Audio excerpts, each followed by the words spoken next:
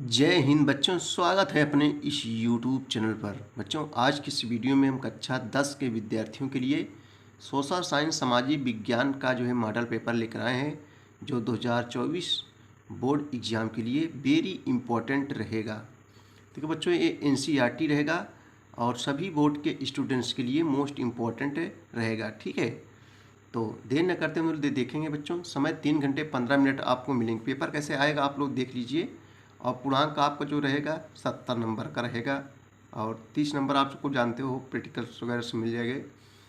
तो 70 नंबर रहेगा। सभी प्रश्न बच्चों अनिवार्य है। प्रारंभ के 15 मिनट परीक्षार्थियों को प्रश्न पत्र पढ़ने के लिए निर्धारित किया जाता है। उसके बाद में प्रश्न पत्र 2 खंडों में आ और बा में विभाजित रहता है। आ में 20 अंक बहुविकल्पी प्रश्न रहते हैं, एक एक नंबरी, जो आपको टिक ओमार शीट पर टिक करना है। उसके बाद में है बच्चों 2 खंड आ और बा विभाजित खंड बहुविकल्पी प्रश्न है। और उसके बाद में फिर आपको वर्णनात्मक प्रश्न 1 और वर्णनात्मक प्रश्न 2 प्रकार के क्वेश्चन मिलेंगे। अतलघुत्तरी या लघुत्तरी प्रकार के रहेंगे। तो चलिए आइए देखते हैं। सबसे पहले हम लोग बहुविकल्पी प्रश्न हल करेंगे। देखो बच्चों, सबसे पहले बहुविकल्पी प्रश्न रहेगा जो एक एक नंबरी का रहेगा। तो पहला क्वेश्चन आपके सामने है कि वियना कांग्रेस के द्वारा फ्रांस में किस वंश के शासकों की पुनर्स्थापना की गई थी? हैंसबर्ग, आलिया, बुर्बो, जारशाही। इसमें बच्चों सही जवाब क्या हो जाएगा? 4 ऑप्शन आपके सामने दिया गया है। सही जवाब यहाँ जो है गा हो जाएगा, बुर्बो हो जाएगा। द्वितीय गोलमेज सम्मेलन का आयोजन कब किया गया था? 27, 31, 28, 1929। द्वितीय गोलमेज सम्मेलन का आयोजन कब किया गया था? तो 2 का सही जवाब बच्चों क्या हो जाएगा? खा हो जाएगा, 1931 ईस्वी में। निम्न में से किन राष्ट्रों को मित्र राष्ट्रों में शामिल किया गया था? आपको बताना है। 4 ऑप्शन आपके सामने देखो दिया गया है। तीसरा का ये निम्न में से किन राष्ट्रों को मित्र राष्ट्रों में शामिल किया गया था? तो आपको बच्चों बताना है। द्वितीय विश्व युद्ध के बाद 2 गुट बचा था, एक मित्र राष्ट्र एक धुरी राष्ट्र ना। पूरी दुनिया दो जो है 2 भागों में बटी थी। एक तरफ था बच्चों मित्र राष्ट्र, एक तरफ था धुरी राष्ट्र। तो इसमें पूछा है इनमें से किन राष्ट्रों को मित्र राष्ट्रों में शामिल किया गया था? मोस्ट इंपॉर्टेंस है, आपको बताना है। तो 3 का सही जवाब क्या बच्चों हो जाएगा? खा हो जाएगा, ब्रिटेन, फ्रांस, रूस। इनमें किन राष्ट्रों को मित्र राष्ट्रों में शामिल किया गया था? तो ब्रिटेन को शामिल किया गया था, फ्रांस को, रूस को। अगला क्वेश्चन है, सत्ता में साझेदारी का अच्छा उदाहरण प्रस्तुत करने वाला शब्द कौन सा है? Pakistan, Sri Lanka, Yugoslavia, Belgium. तो बच्चों 4 का सही जवाब क्या हो जाएगा? गा हो जाएगा, बेल्जियम हो जाएगा। ठीक है, सत्ता में साझेदारी का अच्छा उदाहरण प्रस्तुत करने वाला शब्द कौन सा है? बेल्जियम है। क्वेश्चन नंबर 5वां है, संघात्मक शासन प्रणाली में अधिकारों का विभाजन होता है केंद्र एवं राज्य की इकाइयों के मध्य, एक राज्य एवं अन्य राज्यों के बीच, व्यवस्थापिका एवं कार्यपालिका के मध्य, व्यवस्थापिका एवं न्यायपालिका के मध्य। तो संघात्मक शासन प्रणाली में अधिकारों का विभाजन होता है केंद्र एवं राज्यों की इकाइयों के मध्य। सही जवाब बच्चों यहाँ का हो जाएगा। भारत में राज्य का आधिकारिक धर्म है हिंदू धर्म, इस्लाम धर्म, ईसाई धर्म, कोई नहीं। तो बच्चों यहाँ सही जवाब, भारत में राज्य का आधिकारिक धर्म क्या है? कोई नहीं। सभी धर्म भारतीय संविधान के निगाह में सभी धर्म क्या है बच्चों? समान है। यहाँ धर्मनिरपेक्ष राज्य है, यानी किसी एक धर्म को बढ़ावा नहीं दिया जाता है। और भारतीय संविधान के निगाह में सभी धर्म क्या है बच्चों? समान है। यहाँ राज्य का कोई आधिकारिक धर्म नहीं है। अगला क्वेश्चन है, सोशल उपबंध यानी सोशल कॉन्ट्रैक्ट नामक पुस्तक का लेखक कौन था? Rousseau, Montesquieu, Necker, Diderot. तो बच्चों 7 का सही जवाब क्या हो जाएगा? यहाँ का हो जाएगा, रूसो थे। सामाजिक उपबंध यानी सोशल कॉन्ट्रैक्ट नामक पुस्तक के लेखक कौन थे? रूसो।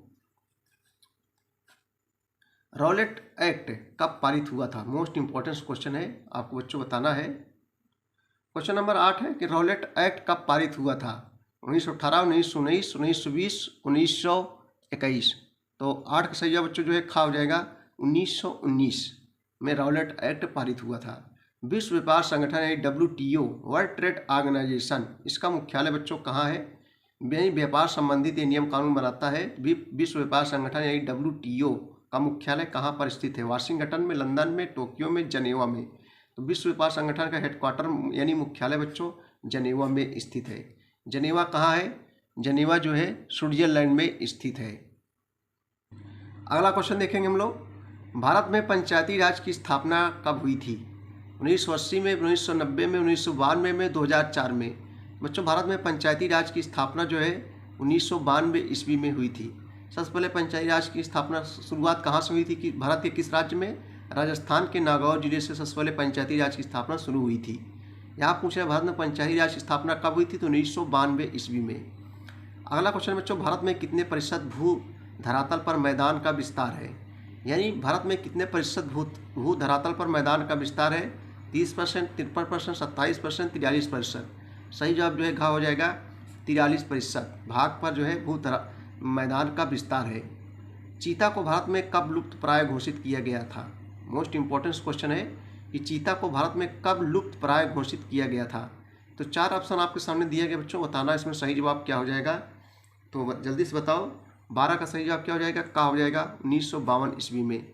चीता को भारत में कब लुप्त प्राय घोषित किया गया? 1952 ईस्वी में। निम्न में से कौन जल संग्रहण विधि राजस्थान में प्रचलित नहीं है? जोहड़, खादिम, गुल, टाँका। निम्न में से कौन जल संग्रहण विधि राजस्थान में प्रचलित नहीं है? यहाँ बताना है कौन नहीं है। तो बच्चों 13 का सही जवाब क्या हो जाएगा? हो जाएगा गुल, ये नहीं है। टाँका है, खादिम है, जोहड़ है, लेकिन गुल नहीं है। निर्धनता का सर्वाधिक प्रकोप वाले राज्य कौन से हैं? निर्धनता यानी गरीबी, निर्धनता का जो है सर्वाधिक प्रकोप वाले राज्य कौन से हैं? बिहार, मध्य प्रदेश, बिहार, झारखंड, बिहार एवं उड़ीसा, बिहार व उत्तर प्रदेश। तो 14 का सही जवाब बच्चों खा हो जाएगा बिहार एवं उड़ीसा। 14 का सही जवाब क्या हो जाएगा? खा हो जाएगा बिहार और उड़ीसा। झारखंड का कोडरमा अग्रणी उत्पादक है। अभ्रक का, तांबा का, लौह अयस्क का, सोने का। तो 15 का सही जवाब बच्चों क्या हो जाएगा? का हो जाएगा अभ्रक का हो जाएगा। अगला क्वेश्चन है कि बहुराष्ट्रीय कंपनियों द्वारा किए गए निवेश को क्या कहते हैं? बहुराष्ट्रीय कंपनियों द्वारा किए गए निवेश को क्या कहते हैं? व्यय, विदेशी निवेश, उत्पादन, वितरण। तो भारत बहुराष्ट्रीय कंपनी द्वारा किए गए निवेश को विदेशी निवेश कहते हैं। नेक्स्ट क्वेश्चन है कि एशिया के उन 2 देशों के नाम बताइए जिनमें 2 भाषाई और जाति समूहों में संघर्ष था। एशिया के उन 2 देशों के नाम बताइए जिनमें 2 भाषाई और जाति समूहों में संघर्ष था। श्रीलंका और लेबनान, भारत और चीन, पाकिस्तान और ईरान, मलेशिया और यमन। तो बच्चों 17 का सही जवाब क्या हो जाएगा? का हो जाएगा श्रीलंका और लेबनान हो जाएगा। निम्न में से कौन सा विषय राज्य सूची में नहीं है? पुलिस, कृषि, सिंचाई, मुद्रा। तो बच्चों 18 का सही जवाब क्या हो जाएगा? घा हो जाएगा मुद्रा। ये जो है राज्य सूची का विषय नहीं है, केंद्र सूची का विषय है। देखो पुलिस बच्चों, देखो लिखा रहता है उत्तर प्रदेश पुलिस या मध्य प्रदेश पुलिस। ये पुलिस जो है राज्य सूची का विषय है, इस पर राज्य सरकार कानून बनाती है। कृषि भी जो है राज्य सूची का विषय है बच्चों, इसमें राज्य सरकार कानून बनाती है। सिंचाई भी राज्य सूची के विषय है, इस पर राज्य सरकार कानून बनाती है। लेकिन मुद्रा जो है ये केंद्रीय विषय है, यानी इसमें संघ सरकार कानून बनाती है। भारत में हर दल को जो है कहाँ अपने आप को पंजीकृत कराना पड़ता है? योजना आयोग में, संसद में, संघ लोक सेवा आयोग में, चुनाव में। तो 19 का सही जवाब क्या हो जाएगा? खा हो जाएगा चुनाव आयोग में। भारत में हर दल को कहाँ अपने आप को पंजीकृत करना पड़ता है? चुनाव आयोग में। विनिर्माण क्षेत्र से संबंध है प्राथमिक क्षेत्र, द्वितीयक क्षेत्र, तृतीयक क्षेत्र, निजी क्षेत्र। तो 20 सही जवाब बच्चों क्या हो जाएगा? विनिर्माण क्षेत्र से संबंध है द्वितीयक क्षेत्र के अंतर्गत विनिर्माण यानी फिर से निर्माण होता है। जैसे बच्चों हम लोग गेहूँ उत्पादन करते हैं, गेहूँ चला गया किसी फैक्ट्री में, उसका बिस्कुट बन गया, तो ये जो है विनिर्माण होता है, यानी एक निर्माण फिर से दोबारा निर्माण होता है। जैसे गन्ना है, गन्ना ये जो है प्राथमिक क्षेत्र के अंतर्गत आ जाएगा, लेकिन गन्ना से बच्चों हम जब चीनी बना देते हैं उसका निर्माण फिर से हो जाता है, तो जो है द्वितीय क्षेत्र के अंतर्गत आ जाएगा। देखो बच्चों ये जो है ओमार्स पत्र ऐसे आपको मिलेगा और जो 20 नंबर आपको वह विकल्पी रहेगा, ओमार्स शीट में भरना पड़ेगा। देखो गोले भरने का सही तरीका ये होता है, ये गलत तरीका है। जैसे आप कुछ बच्चे देखो थोड़ा बहुत करके टिक लगा के छोड़ देते हैं, ये गलत तरीका है। सही तरीका ये होगा पूरा का पूरा काला करना है, सिर्फ एक ही करना है। कोई बच्चे होते हैं एक में दो काला कर देते हैं, लेकिन जैसे नहीं बच्चों जैसे सी सही है, सिर्फ सी पहले ही काला करना है। और ओमार क्रम संख्या देखो यहाँ जिला कोड का नाम रहेगा, केंद्र कोड का नाम रहेगा, अनुक्रमांक लिखना पड़ेगा, विषय कोड का नाम लिखा रहेगा, सब पेपर में रहेगा, प्रश्न पत्र संख्या रहेगी। उसके बाद प्रश्नोत्तरों को विकल्प से जारी उस गोले को देखो ऐसे रहेगा आपको, जैसे पहला का ए सही है तो आप एक ए पर जो है पूर्ण रूप से जो है काला कर दीजिए, कहीं छोड़िए ना, एक तरफ से देखो जैसे दिया गया है बच्चों, देखो कहीं बाहर न जाने पाए, आराम से मोटी कलम ले लीजिए काली वाली, उसके बाद काला करिए। ठीक है, जैसे 11 का सी आप डी सही है तो यहाँ डी जो है करना है, ऐसे काला कर देना है। हाँ, पूर्ण रूप से जो है काला कर देना है। यहाँ प्रश्न पत्र मार्क सीरीज आपको मिलेगा, वहाँ बताएंगे अध्यापक जो कक्ष निरीक्षक होंगे, पहला अक्षर दूसरा अक्षर यहाँ जो है काला करना पड़ेगा। ठीक है बच्चे। उसके बाद देखो परीक्षार्थी के हस्ताक्षर, यहाँ परीक्षार्थी के हस्ताक्षर होंगे, जैसे विनय कुमार है, विनय कुमार के जो है हस्ताक्षर यहाँ जो है होंगे, विनय कुमार करेंगे। यहाँ विनय कुमार नहीं करेंगे, यहाँ कक्ष निरीक्षक जो आपके कक्षा में ड्यूटी जिसकी लगी रहेगी वो हस्ताक्षर करेगा। यहाँ बच्चों केंद्र व्यवस्थापक की भी मुहर होगी। और देखो ओमार उत्तर पत्र में सही उत्तर अंकित करने के निर्देश है, केवल काले या नीले बॉल पॉइंट पेन से ही सही गोले का निशान करें, काला हो या नीला हो चलेगा। प्रश्न पत्र का उत्तर पत्रक में दिए गए क्रमांक सामने संबंधित गोले में निशान लगा कर दीजिए। हर प्रश्न के 4 विकल्प हैं। ठीक है, तो ये बच्चों सब आप लोग देख लीजिए, ऐसे ही आएगा। देखो वर्णात्मक प्रश्न 1 प्रकार रहेगा, उत्तर लगभग 80 शब्दों में आपको देना पड़ेगा। उसके बाद वर्णात्मक नंबर 2 के क्वेश्चन रहेंगे, इसमें 150 शब्दों में आपको देने का 6 नंबर आपको मिलेंगे बच्चों। उसके बाद देखो मानचित्र संबंधी प्रश्न दिए रहेंगे, मानचित्र संबंधी प्रश्न रहेगा जो आधा आधा यानी 1 नंबर का रहेगा।